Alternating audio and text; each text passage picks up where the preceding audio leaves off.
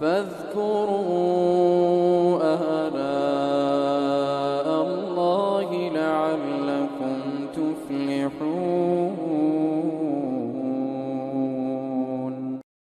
بسم اللہ الرحمن الرحیم۔ محترم ناظرین و سامعین کرام، آپ سن رہے ہیں پروگرام نیکی کی بات مفتی ناصر علی کے ساتھ 5 منٹ کے مدرسے میں خوش آمدید۔ آج کا ہمارا موضوع ہوگا روزے کے کفاروں کے بارے میں کہ روزوں میں کفارہ دینے کا کیا طریقہ کار ہے۔ یاد رکھیے، روزے کا کفارہ صرف اس صورت میں دیا جاتا ہے کہ جب کوئی شخص رمضان المبارک کے روزے کو جان بوجھ کر توڑ دے۔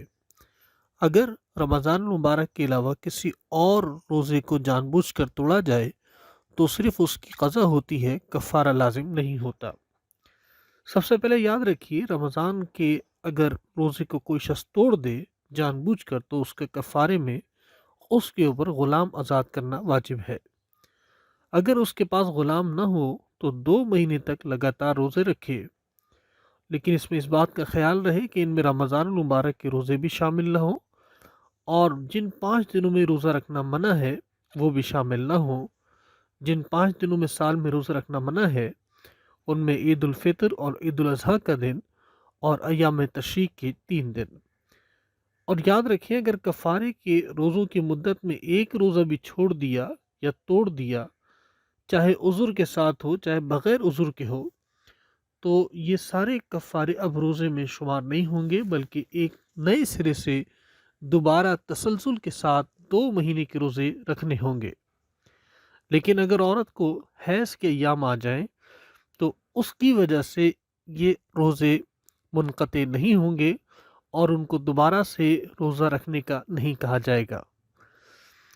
اس کے بعد یاد رکھیے، اگر کوئی شخص کفارے کے 2 ماہ کے پے در پہ روزے رکھنے کی طاقت نہیں رکھتا تو 60 مسکینوں کو صبح شام 2 وقت پیٹ بھر کر کھانا کھلا دے، چاہے ان کا پیٹ تھوڑے میں بھر جائے، اور اگر کھانا دینا چاہیں تو ہر مسکین یا فقیر کو صدقہ فطر کی مقدار کے برابر اناج یا اس کی رقم دے دے۔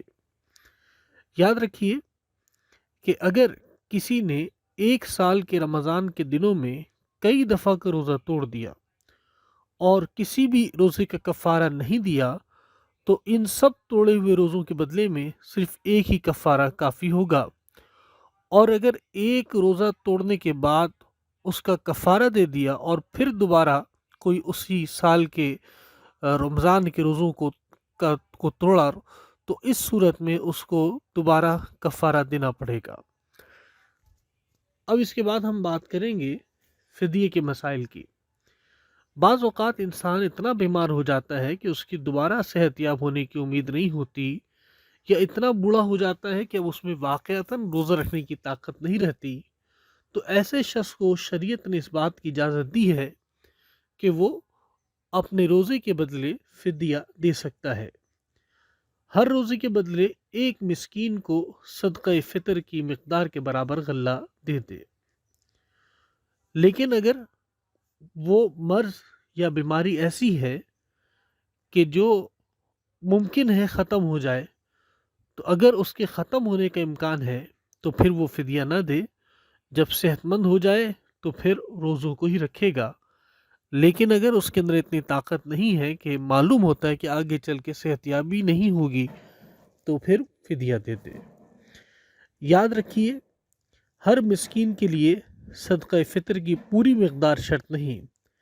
اگر ایک فقیر کو 2 دن کا فدیہ 1 سا گندم دے دیا، یا ایک فقیر کو تمام روزوں کا فدیہ دے دیا، یا ایک روزے کے فدیے کا گیہوں تھوڑا تھوڑا کر کے کئی مسکینوں کو بانٹ دیا، تو یہ بھی جائز ہے۔ اس کے علاوہ یہ یاد رکھیے کہ فدیے کا حقدار کون ہے۔ جن لوگوں کو زکوٰۃ کا پیسہ دینا درست ہے انہی کو فدیے کی رقم بھی دے سکتے ہیں۔ فدیے کے لیے وصیت کا بھی شریعت نے حکم دیا ہے کہ اگر کوئی مرتے وقت وصیت کر جائے کہ میرے روزوں کے بدلے فدیہ دے دینا، تو اس کا ولی کفن دفن اور قرض ادا کرنے کے بعد بقیہ مال کے تیسرے حصے میں سے جتنا فدیہ نکلے دے دے، باقی واجب نہیں۔ ہاں، اگر کوئی دوسرا اپنے مال میں سے رضامندی سے دے دے تو بھی انشاءاللہ معافی ہو جائے گی۔ بعض اوقات یہ بھی ہو سکتا ہے کہ فدیہ ادا کر دیا، اس کے بعد صحت مل گئی تو یاد رکھیے جو فدیہ دے دیا اس کا ثواب ملے گا، روزے پھر سے رکھنے پڑیں گے۔ یہ یاد رکھیے فدیہ رمضان کے شروع میں بھی دے سکتے ہیں۔ فدیہ دینے میں یہ اختیار ہے کہ تمام روزوں کا فدیہ شروع رمضان میں ایک ہی دفعہ دے دے یا کل فدیہ آخری رمضان میں ایک ہی مرتبہ دے دے۔ محترم ناظرین و سامعین کرام، یہ تھا ہمارا آج کا پروگرام جس میں ہم نے آپ کو کفارے اور فدیے سے متعلق ضروری مسائل بتائے۔ امید ہے کہ آپ کو ہمارا پروگرام پسند آیا ہوگا۔ براہ کرم اس کو آگے شیئر فرمائیں۔ والسلام ورحمۃ اللہ وبرکاتہ۔